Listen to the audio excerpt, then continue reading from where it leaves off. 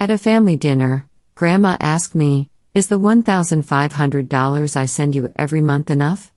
I replied, "What money?" Everyone turned to my parents, who turned pale. I'm Miranda. I'm 32 years old, and at my grandmother's 82nd birthday party, in front of my entire family, she asked me a question that ignited a firestorm and burned our lives to the ground. Before I tell you how I uncovered a web of lies so dark it almost destroyed me, let me know where you're watching from in the comments below. The air in my grandmother Victoria's dining room was thick with the rich, savory smell of roast beef and the sweet scent of cinnamon from the apple pie cooling on the counter. It was a perfect autumn evening.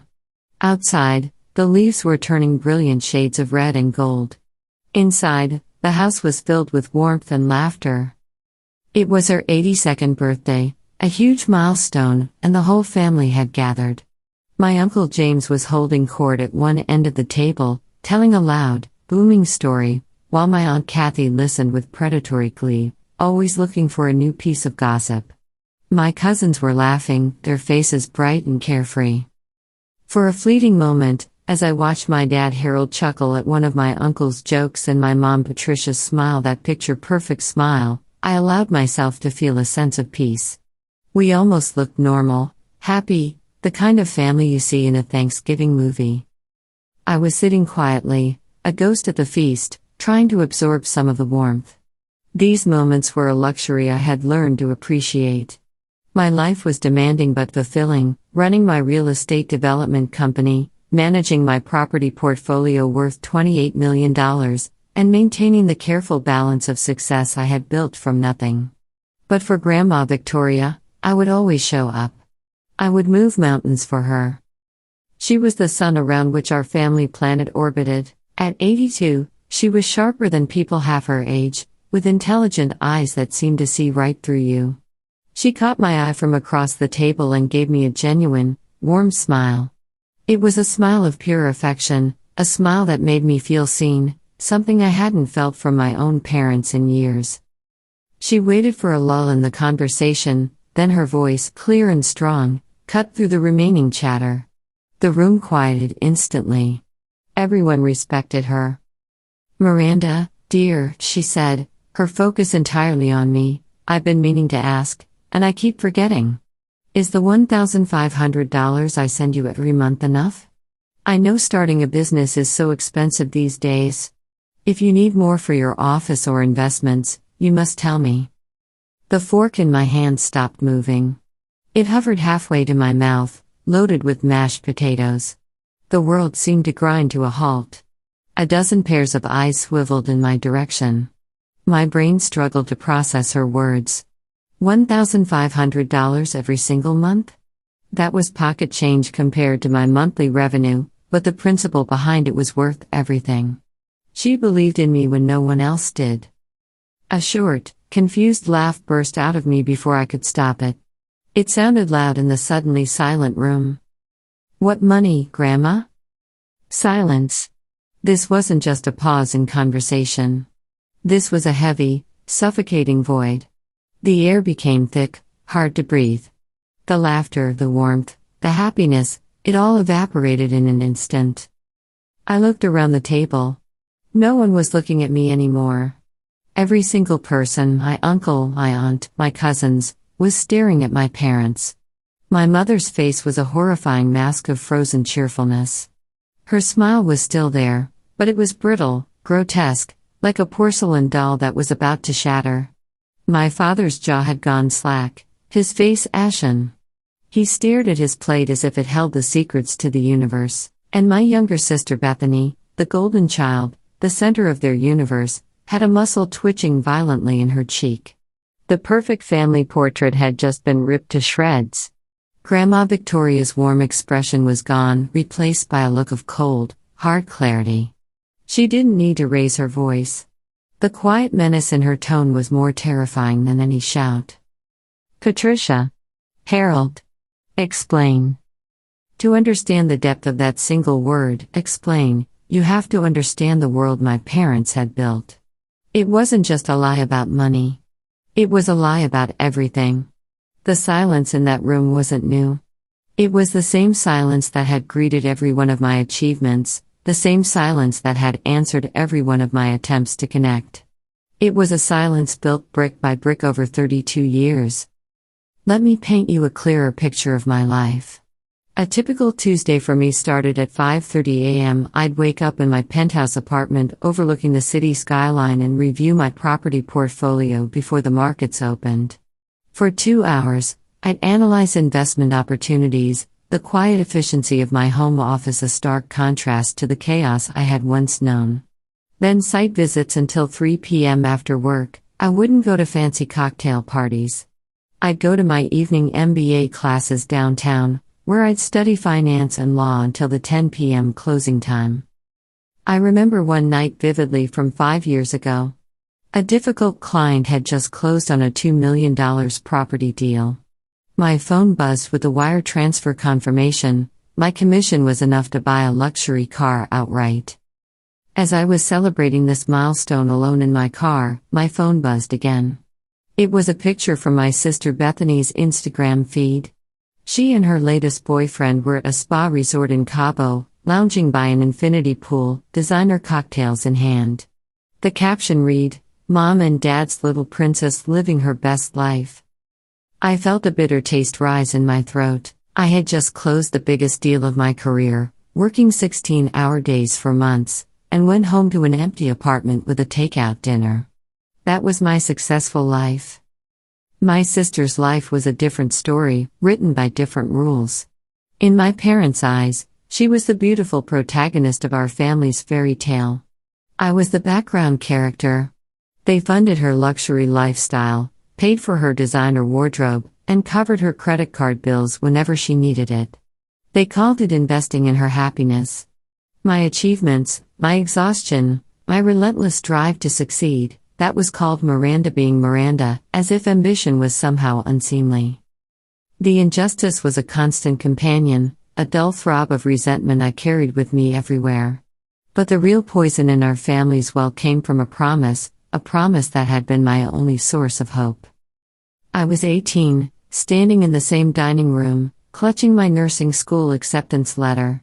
I had graduated as valedictorian, earned a full academic scholarship, and I was so proud. I thought they would be too. My parents offered a quick good job, Miranda, before turning their full attention to Bethany, who was excitedly showing off her latest modeling portfolio and explaining her dreams of becoming an influencer. I felt myself shrink, becoming invisible once again. But Grandma Victoria saw me. She always saw me. She pulled me into the kitchen, away from the others, and took the letter from my hands. She read it, her eyes shining with genuine pride in something else, a fierce protectiveness I had never seen before. "Miranda, this is absolutely wonderful," she said, her voice filled with warmth and conviction. She put her hands on my shoulders and looked me straight in the eye. "You have a fire in you, a brilliant mind, and a strength that reminds me of myself at your age. Don't ever let them, or anyone else, diminish that incredible spirit. Do you hear me?" I nodded, a lump forming in my throat, tears threatening to spill over. "Good," she said, giving me a tight hug that felt like armor against the world. "Now you listen to me very carefully. Your only job is to go to that nursing school and learn everything you can. You focus on your studies, on building your future. Don't you dare worry about money, not rent, not books, not anything. I'm going to take care of you completely. I'll send you $1,500 every single month, more than enough for whatever you need. This is my investment in the future, and you, my brilliant granddaughter, are the best investment I'd ever make." I cried right there in her kitchen. I cried with relief and gratitude and overwhelming love. Her promise wasn't just about money. It was validation. It was proof that someone in my family not only believed in me but saw my potential when others only saw my sister's beauty. That promise became my anchor, my lifeline to a future I could barely imagine. So when I started nursing school and week after week, month after month went by with no money, the confusion was agonizing and soul-crushing. Did she forget? Did I misunderstand? Was I not worthy of the investment after all? The shame and fear of seeming ungrateful kept me silent, even as I watched my bank account dwindle to nothing. I told myself I could handle it. I got a job at a local hospital as an aide. Then, when that wasn't enough, I got a second job cleaning offices at night. I built my life around what my parents called building character. About 6 months into my freshman year, I hit a wall that nearly broke me. I was failing anatomy class, I was constantly exhausted and getting sick, and I was on the verge of dropping out entirely. The dream of becoming a nurse, of helping people, of having a stable career, was slipping through my fingers. I was desperate. I finally worked up the nerve to ask my mother about the money, praying there was some simple explanation. I found her in the kitchen, arranging a bouquet of expensive-looking orchids that probably cost more than my monthly grocery budget. She was humming contentedly, completely oblivious to my struggles. I cleared my throat nervously. "Hey, Mom, can I ask you a quick question?" Her humming stopped abruptly. She turned, her smile polite but distant, the same expression she'd give a stranger. "Of course, dear. It's just... did Grandma ever happen to mention anything about, helping out with my college expenses?"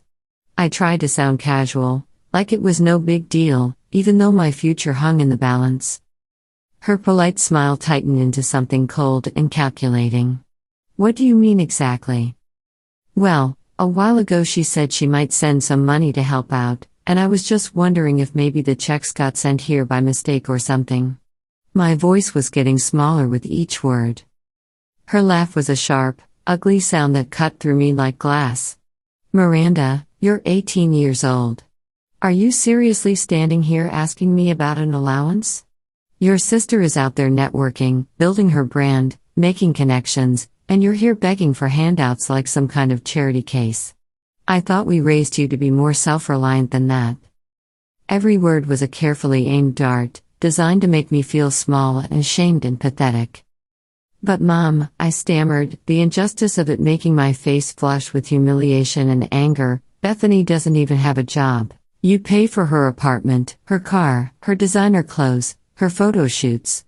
I'm working 2 jobs and barely surviving. Grandma promised me." Her face turned to stone, and her voice dropped to a dangerous whisper. "Don't you dare use that tone with me," she snapped, her voice colder than I'd ever heard it. "And don't be so selfish and jealous. We have a lot of expenses. Your sister needs our support right now. She's building something important, something that requires investment. She's under enormous pressure to succeed in a competitive industry. Family helps family, Miranda. Why is that concept so hard for you to understand? You should be grateful you have the opportunity to go to college at all. Learn to stand on your own 2 feet and stop looking for easy solutions. It builds character." There it was again. Character. It was their magic word, their justification for everything, their way of making my suffering sound noble while Bethany's comfort was just natural. I just stood there, my throat closing up, the lies and manipulation sucking all the air out of the room. She hadn't just stolen the money. She had stolen the promise, the validation, the one thing that had kept me going through the hardest year of my life. And she had twisted it into a lesson about my own selfishness and weakness, making me the villain in my own story of betrayal. I never asked again. I just retreated further into myself, worked even harder, and let the betrayal harden into a permanent knot in my stomach that would drive me to succeed beyond their wildest imagination. My friend Jenna from law school was the only one who seemed to understand. During our late-night study sessions, she'd see the dark circles under my eyes and the way I'd count every dollar. "Girl, you look like you're running on fumes," she'd say with her characteristic directness. "Let me guess, the Golden Princess parents are funding Bethany's Instagram lifestyle while you're surviving on vending machine dinners again?" Her bluntness was a strange comfort. It proved I wasn't crazy, wasn't imagining the inequality that was slowly killing my spirit. Now, back in that silent dining room, the knot in my stomach was finally unraveling. The poison was coming out. 3 years of lies, 3 years of manipulation, 3 years of watching my sister live in luxury while I built my empire from nothing, it was all about to explode. My father Harold was the first to speak, his voice thin and reedy like a man drowning in his own deception. Now, Victoria, it's not what you think. It was a misunderstanding. A misunderstanding? Grandma's voice was dangerously low, each syllable sharp enough to cut glass. Yes, my mother chimed in, her voice unnaturally bright, that fake cheerfulness she wielded like a weapon. We were just holding the money for her for safekeeping. We were going to give it to her in a lump sum when she finished her business degree. As a surprise. The lie was so audacious, so insulting, so breathtakingly shameless that I almost laughed out loud. Here I was, sitting in a $3,000 designer dress I'd bought with my own money, wearing a Rolex that cost more than most people's cars, and they thought they could convince anyone I needed their safekeeping. Grandma didn't laugh. A surprise, she repeated flatly, her voice like winter steel. You were safekeeping $54,000 from your daughter, who has been building a multi-million-dollar business empire for 3 years, as a surprise. Well, when you put it like that. My father stammered, sweat beginning to bead on his forehead. The truth is, Bethany needed our help, he said, his voice cracking under the weight of his desperation. She had a difficult situation. A rough patch. A temporary rough patch, my mother added quickly, reaching over to squeeze Bethany's hand protectively. It's all sorted now. Sorted. They had stolen my future, my grandmother's love and faith, and they called it sorted.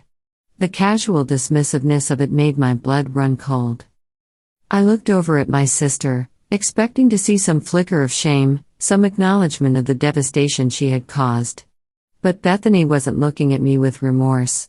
She was glaring at me with pure, undiluted annoyance, as if my very existence was an inconvenience that had led to this uncomfortable moment. Her perfectly manicured fingers drummed impatiently on the table, and I could practically see the calculations running behind her eyes, how to spin this, how to make herself the victim, how to extract herself from this mess and continue living off other people's generosity. And I knew, with a clarity that cut through all the lies and confusion like a blade through silk, I knew this was far from over. This was just the beginning. The tip of an iceberg that was about to sink their entire ship. My parents' explanation was so flimsy it was insulting to everyone's intelligence. Safekeeping? A surprise? They were throwing words at a house fire, hoping their pathetic excuses would somehow extinguish the inferno they had created.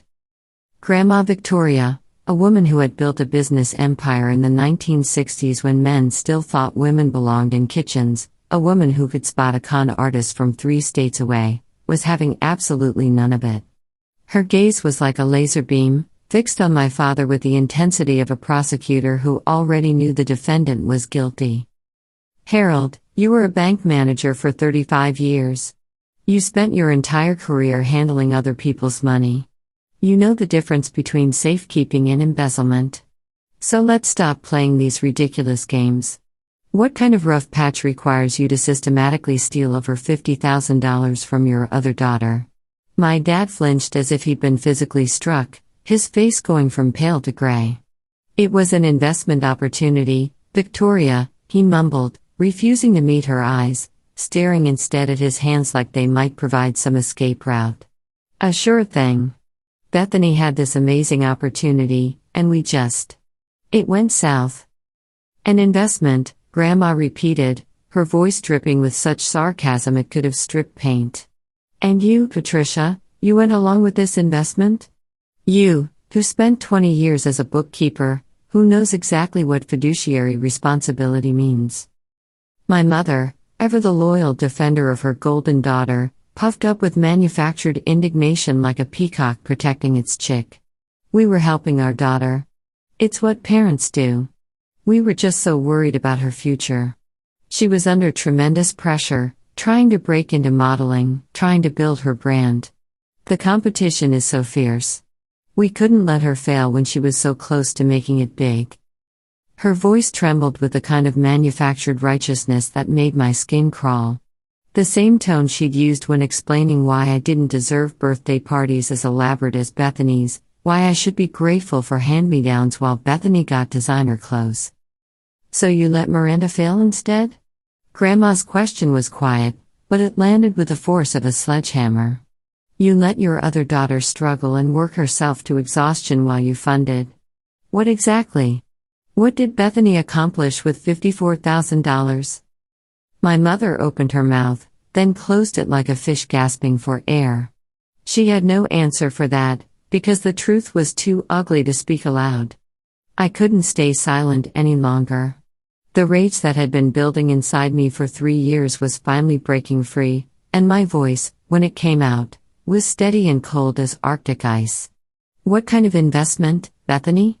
I asked, turning to look directly at my sister, letting her see the woman I had become, the woman they had underestimated for far too long. What was this sure thing that was worth stealing my entire support system?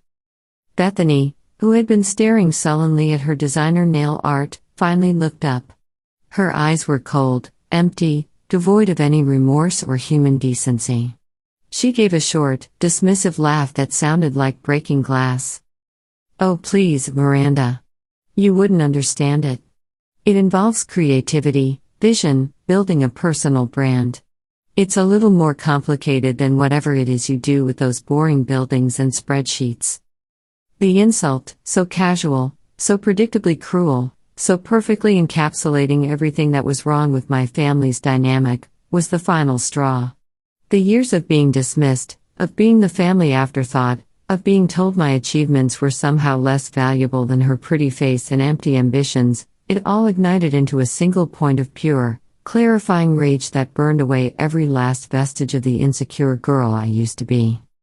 In that moment, I understood completely. They were incapable of shame. They would never believe they had done anything wrong.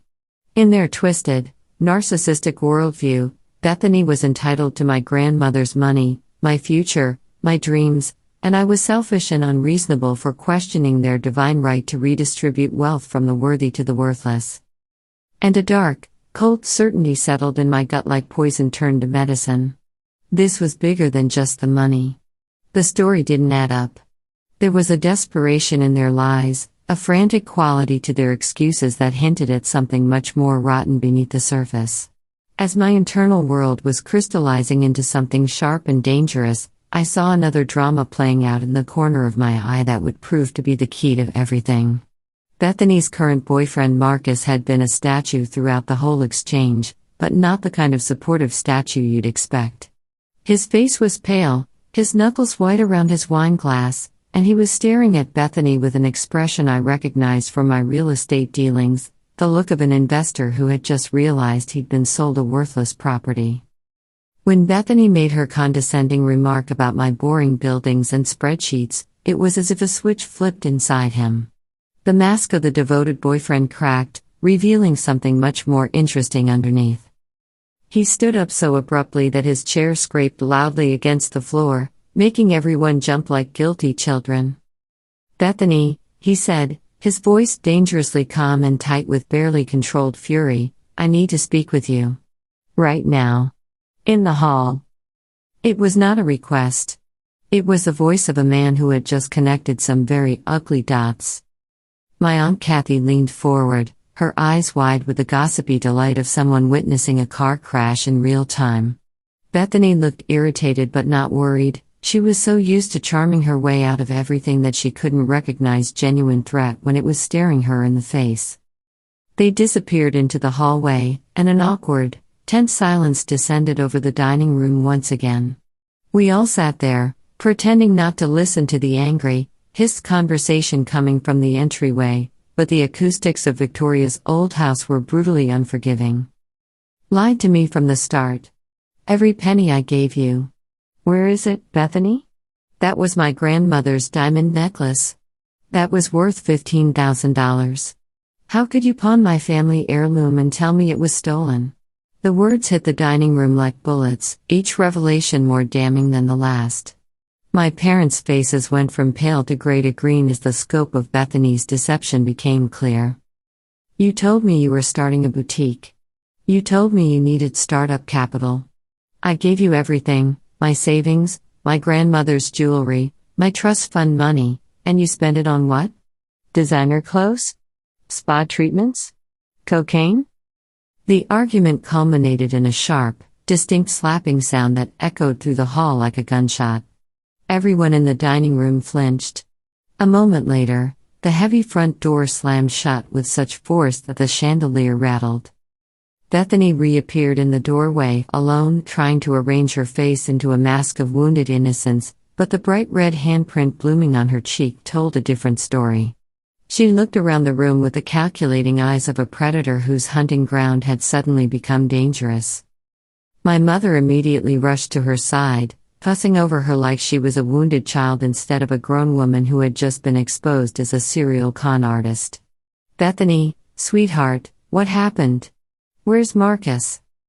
He's gone, she muttered, finally looking up and glaring directly at me with undisguised hatred.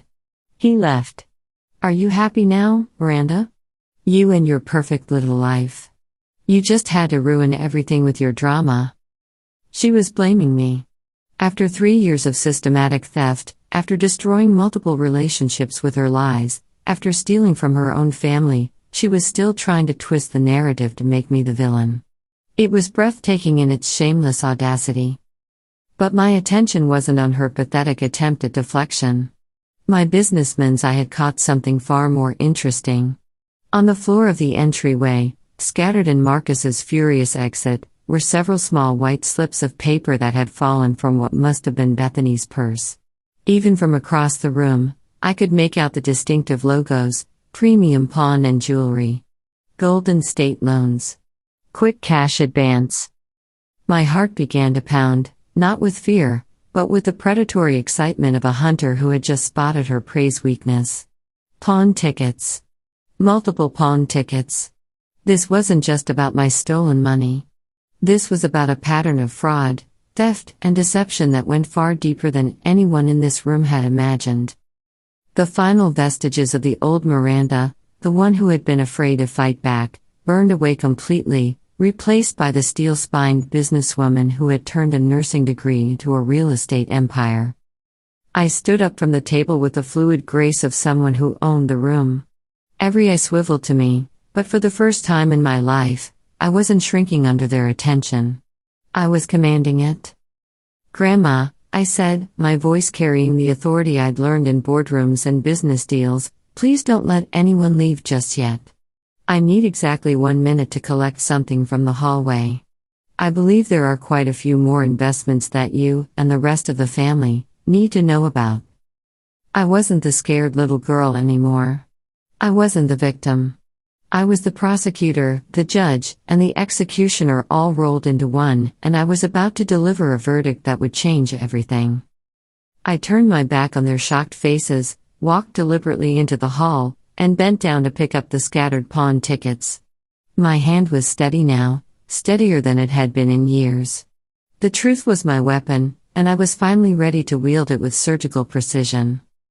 I walked down the hall and into the small, powder blue guest bathroom, locking the door behind me with a quiet click.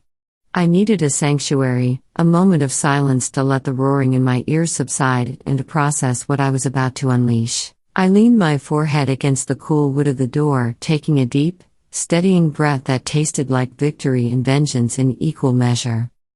The muffled voices from the dining room were a chaotic buzz, the sound of a hornet's nest I had just kicked with both feet. My hands, which had been so steady a moment ago, were now trembling slightly as I unfolded the first pawn ticket, then the second, then the third. The clinical, typed words felt like physical blows to my chest.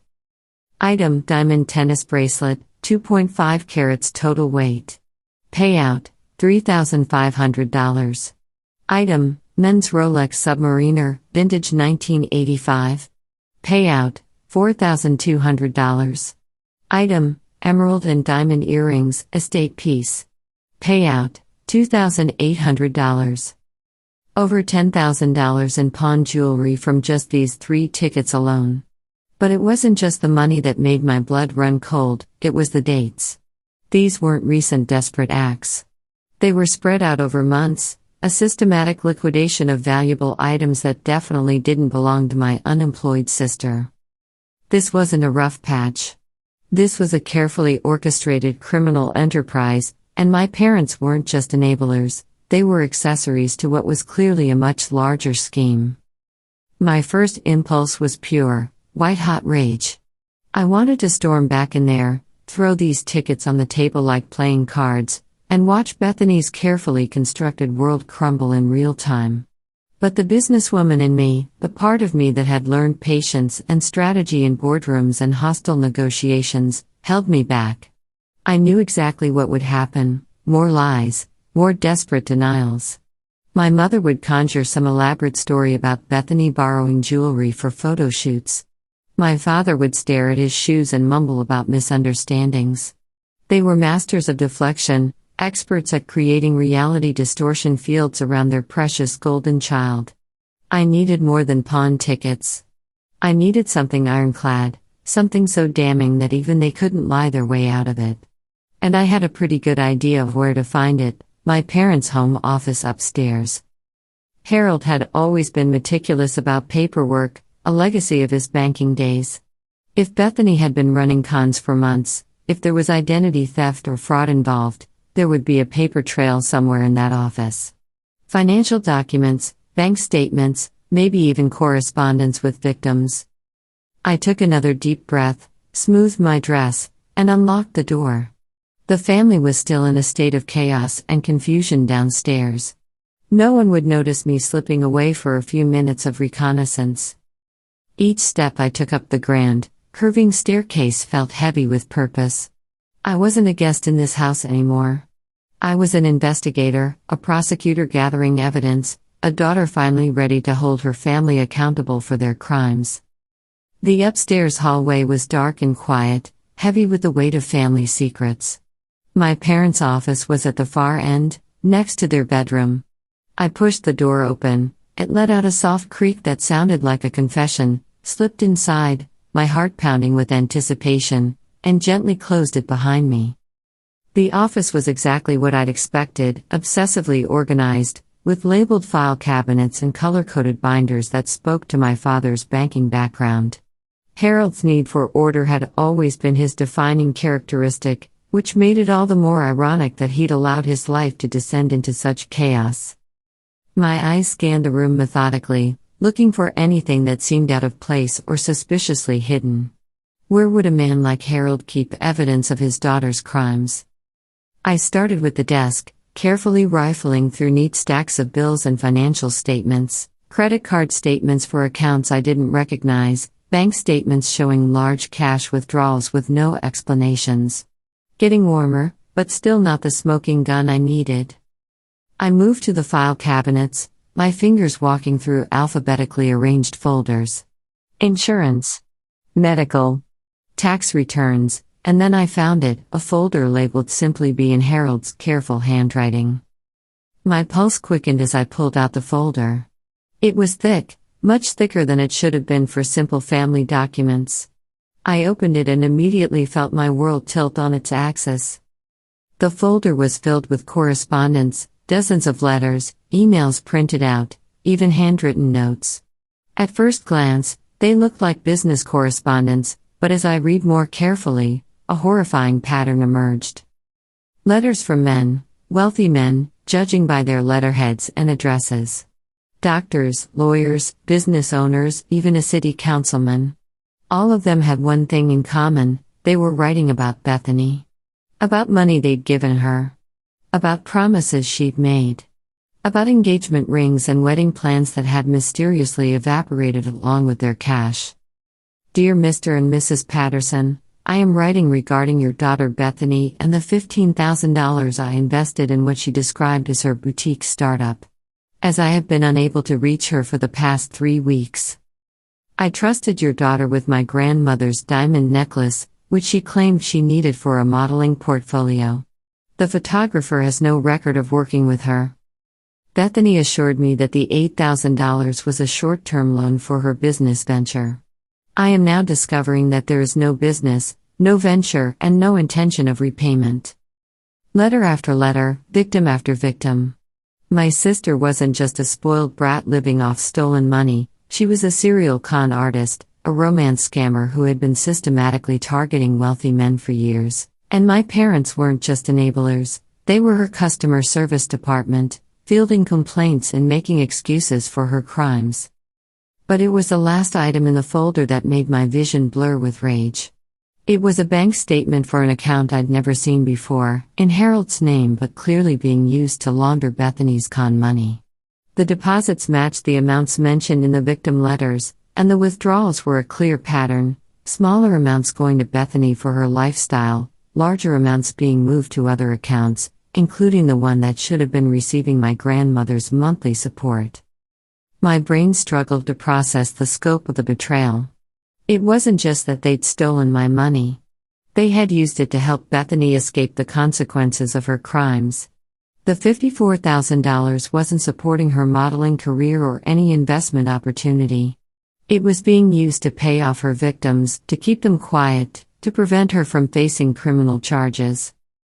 I was reading about elderly widowers she'd scammed out of their life savings, about young entrepreneurs she'd convinced to invest in fictitious businesses, about men who'd trusted her with family heirlooms that had disappeared into pawn shops.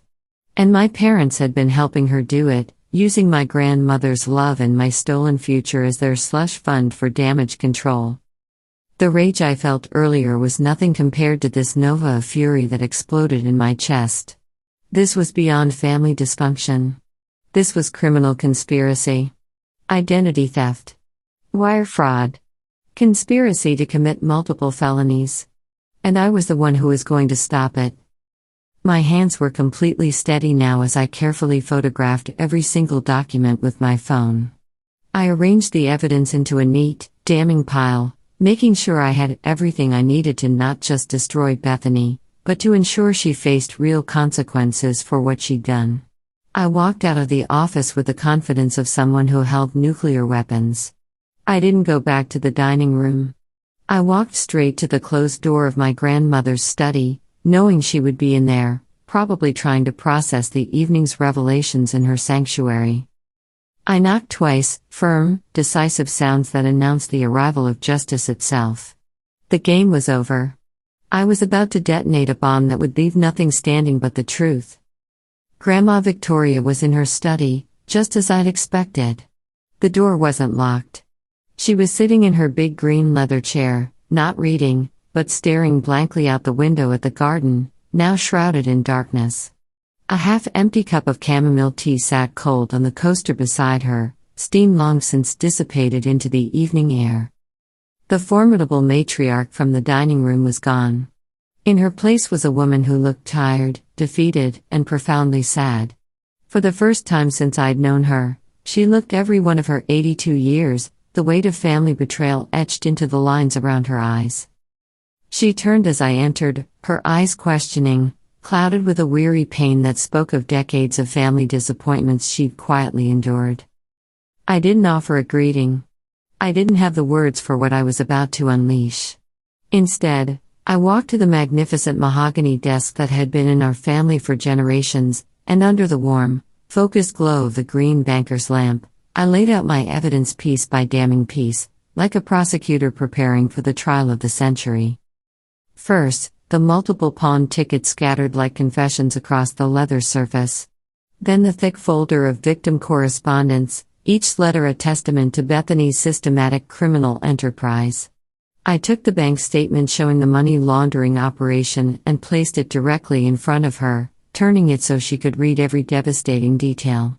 "This is the rough patch, Grandma," I said, my voice quiet but carrying the weight of absolute certainty. It was colder and more controlled than I had ever heard it before. "This is Bethany's modeling career." She leaned forward, her brow furrowed in confusion that quickly gave way to alarm. She picked up the first victim letter, her famously steady hands trembling almost imperceptibly. Her eyes, still sharp as a blade despite her age, scanned the page with increasing horror. I watched her face as she processed the information, each revelation hitting her like a physical blow. I saw confusion morph into disbelief, Disbelief curdle into dawning horror, and horror crystallize into a fury so pure it was almost beautiful to witness. She read about the elderly widower who'd lost his life savings. She read about the young entrepreneur who'd trusted Bethany with his business loan. She read about family heirlooms pawned for drug money and gambling debts. "Miranda," she whispered, her voice barely audible, laden with the weight of terrible understanding. She looked up at me, her eyes wide with the full scope of the betrayal. "What? How long has this been going on?" "At least 3 years that I can document," I said, my voice steady as steel. "Possibly longer. The money you've been sending me? It's been funding damage control for her crimes. Identity theft, wire fraud, elder abuse, conspiracy to commit multiple felonies." She stared at me, then back at the evidence spread before her like tarot cards predicting doom. She picked up another letter and another, her movements becoming faster, more frantic as the full scope of Bethany's criminal enterprise became clear. She saw the systematic targeting of vulnerable men. She saw the elaborate lies about business ventures that never existed. She saw my parents' careful documentation of every crime, every victim, every dollar laundered through their accounts.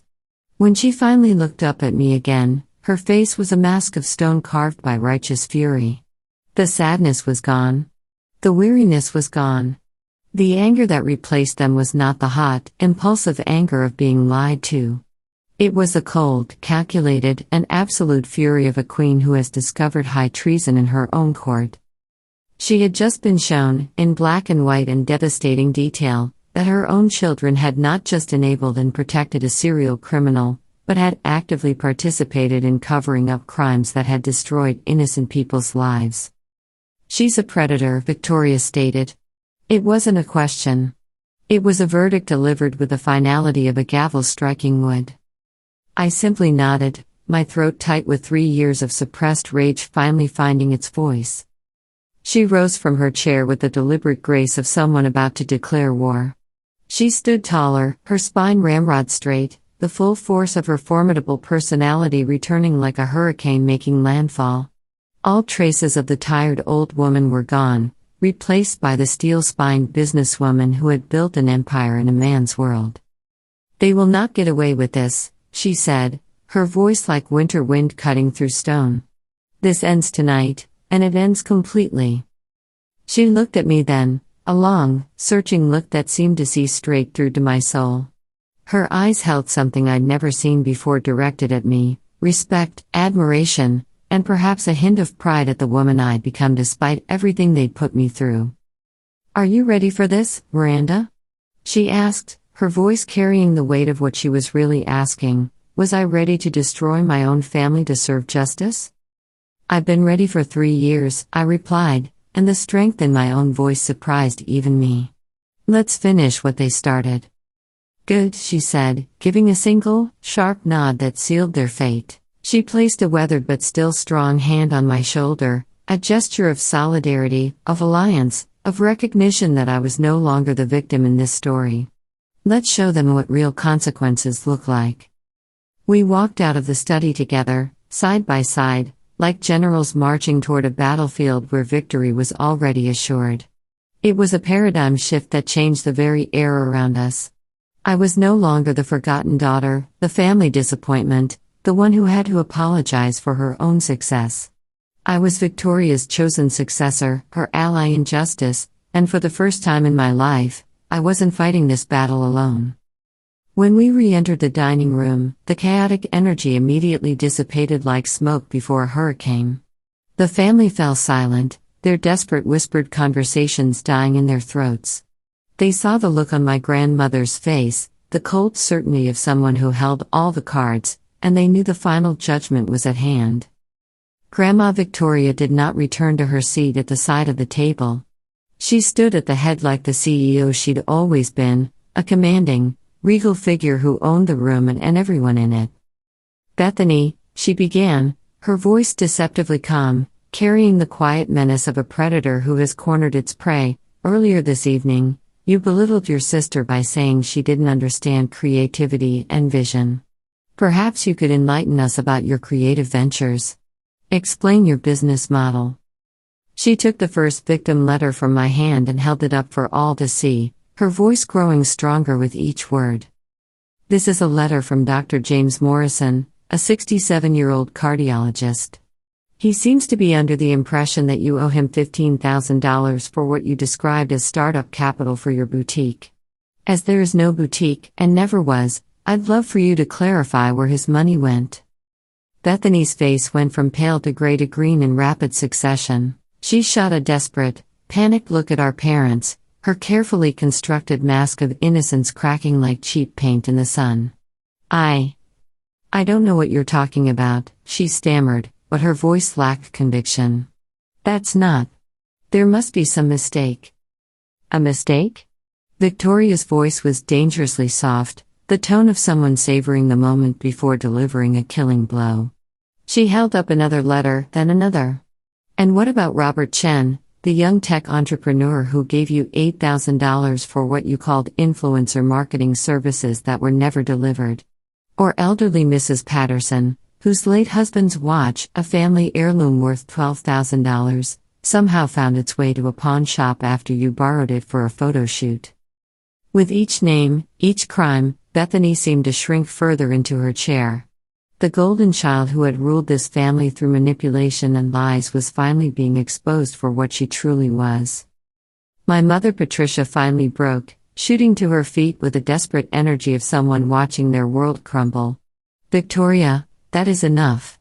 This is a private family matter. You can't just air our personal business like this.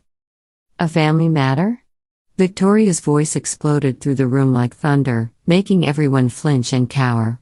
My granddaughter systematically defrauds elderly victims out of their life savings, and you have the audacity to call it a family matter?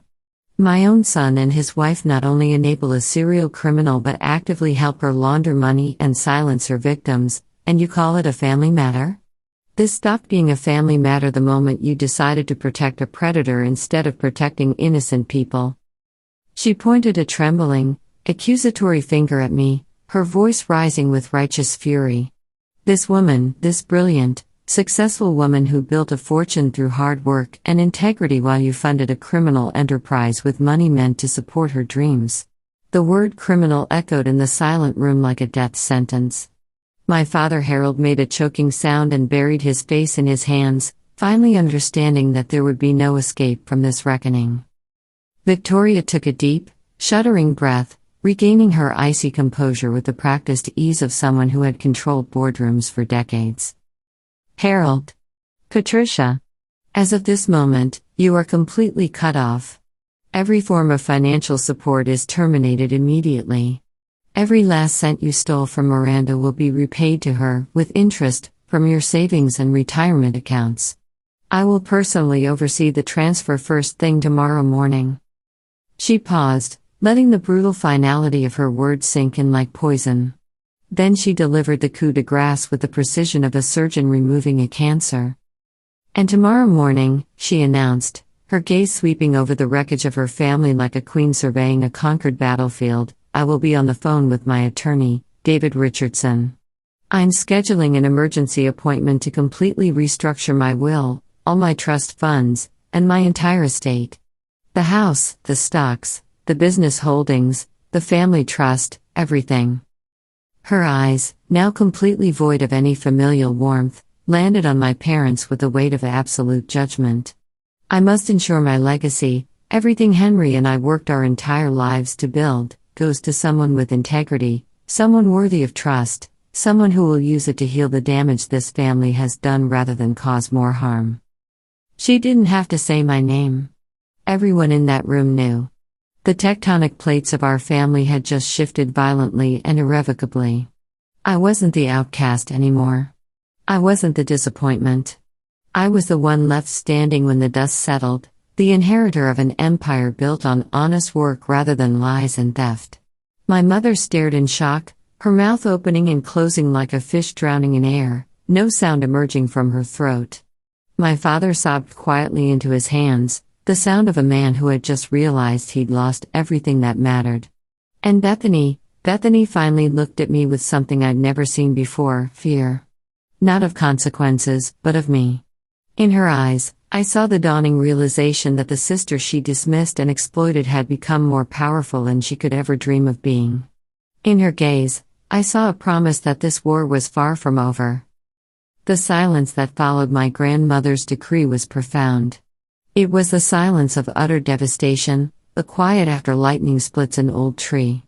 You could hear the frantic calculations in everyone's minds as they grasped the new family landscape. The power had shifted completely, and my Uncle James saw opportunity. He had always cultivated superiority, the successful brother looking down on Harold's chaos. He puffed his chest, smoothed his tie, and adopted condescending sympathy. "Well, Harold," he said, shaking his head with burden, "the chickens have come home to roost. I warned you that enabling Bethany would lead to ruin. Actions have consequences." He was positioning himself as Victoria's counsel, scrambling to the winning side. A vulture circling the bones. But he miscalculated. Cornered animals are most dangerous. Harold, who'd spent his life passive and agreeable, finally snapped. He lifted his head, face streaked with tears, eyes wild. He looked at James with lifetime resentment. "Consequences?" He spat venomously. "You want to lecture me about consequences, James? Now?" "Harold, this isn't the time," James began. "No. You don't get to do that," Harold roared, fist slamming the table. "You think I'm the only one with secrets?" He barked a harsh laugh. "Bad investments? Tell everyone about last spring. Tell them how you crawled to Mom, begging for $100,000 to save your company from bankruptcy after day trading destroyed you?" James froze. Color drained from his face, revealing panic underneath. Aunt Kathy shrieked. $100,000? You said it was a bank loan. You said business was booming. It was a private loan, James stammered, seeking escape. A loan, Victoria cut through chaos like a scalpel, that remains unpaid, James. I believe you called it short-term. The hypocrisy was nauseating. The family's moral compass was equally corrupt, just better hidden. The room erupted. Kathy sobbed and screamed. My cousin Tyler stared at his father with disgust, then walked out wordlessly. In the maelstrom, another voice imposed order. "That is enough." Everyone froze. Grandfather Henry had been silent all night, but now he pushed himself up with his cane, commanding attention. "All of you. Stop. Now." The chaos subsided into stunned silence. He surveyed the carnage, my parents' shame, James's humiliation, Bethany's hatred, my hollow victory. His gaze settled on me with crushing regret. "This is my fault," he said, voice raspy.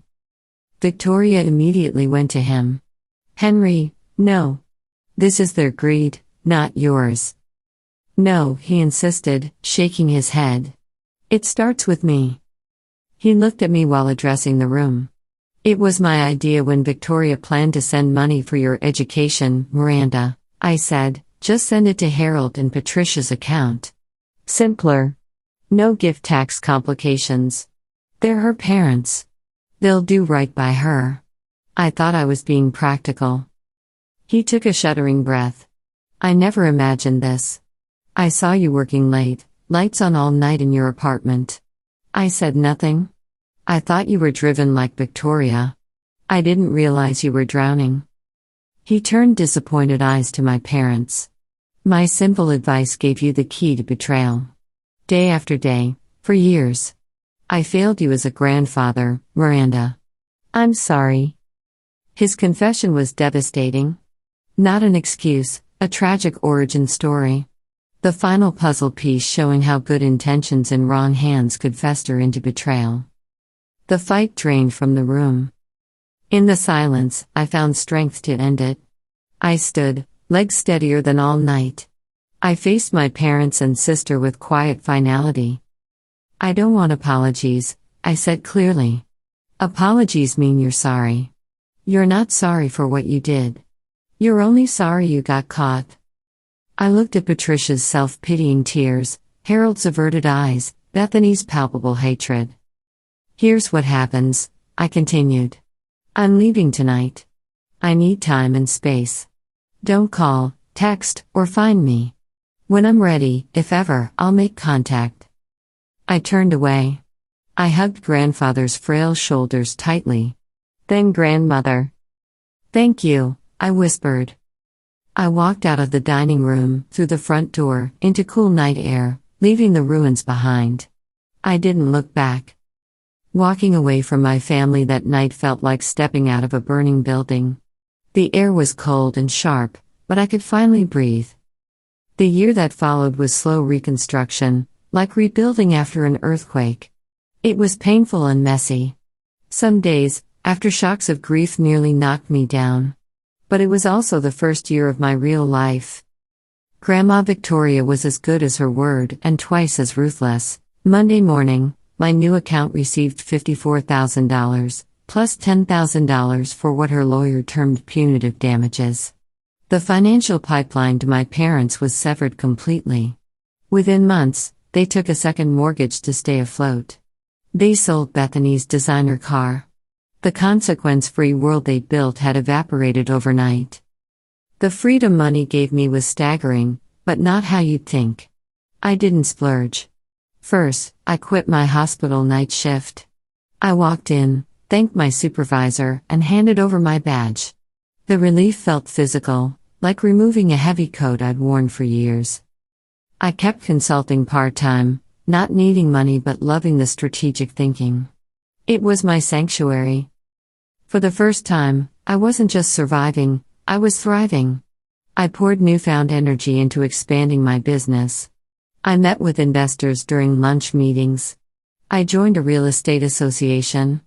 My portfolio, already impressive despite circumstances, exploded. I made my first $1 million that year and doubled it the next. I was no longer the exhausted workaholic. I was an engaged architect of my own empire. I discovered what real family felt like. My friend Jenna became my sister. She was my rock, never pushing me to discuss that night, but always available. She'd call, "Girl, I'm ordering Thai and opening wine. Get over here." Those evenings on her couch, laughing at movies, felt more like home than my childhood ever had. She told me her firm was handling several fraud cases similar to Bethany's. The party implosion had created ripple effects, with victims finally coming forward. "Your sister's in real trouble," Jenna said one night. "Federal charges. She's finally facing consequences." My assistant Marcus was another pillar. Quiet and intuitive, he had deep empathy. He found me one night in my office, staring at the city lights, phantom pains of my old life surfacing.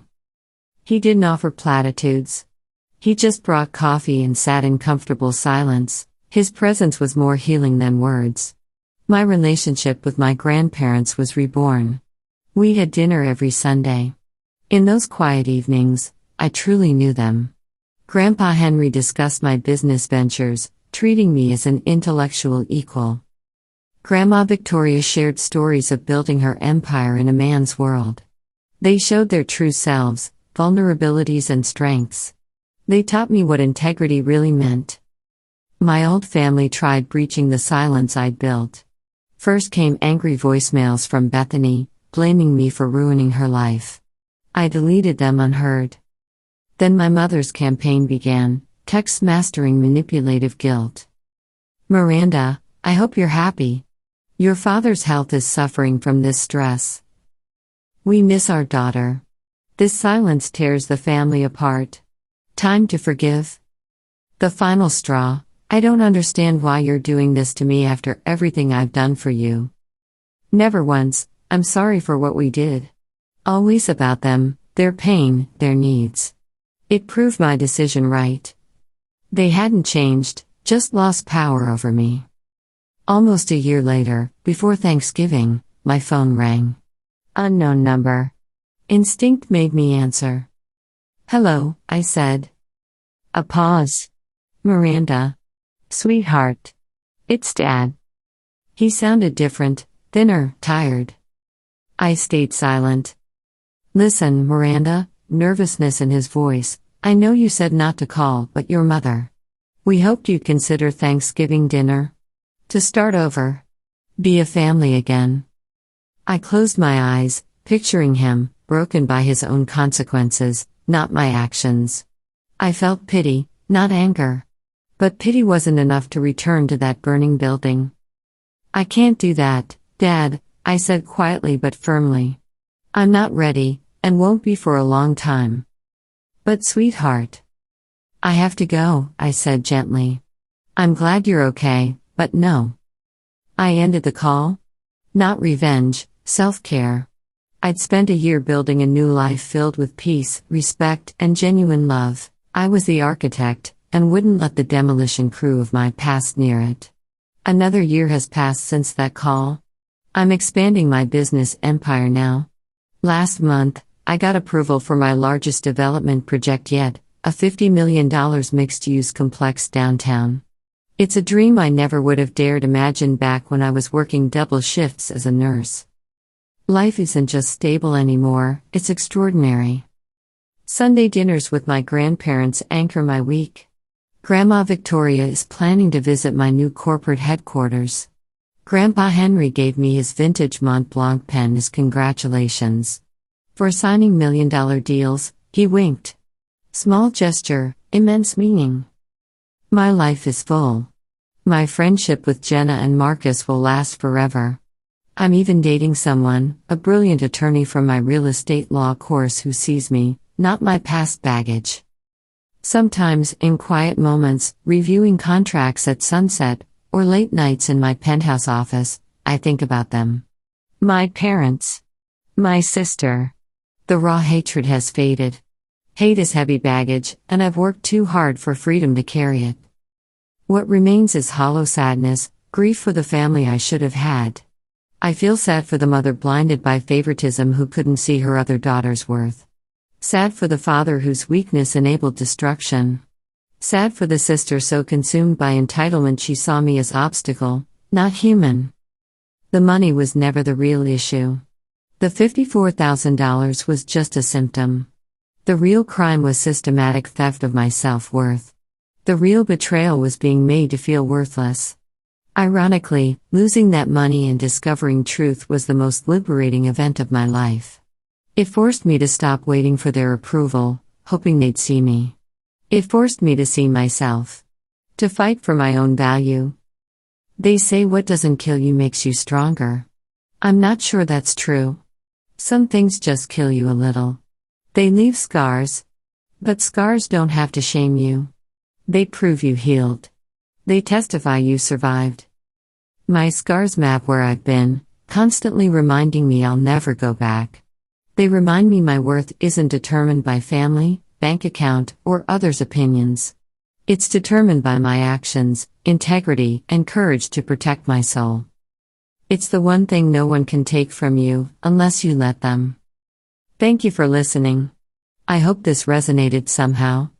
Have you fought for your worth against those who should have built you up? Share your story in the comments. I read them all. Don't forget to like and subscribe for what's coming next.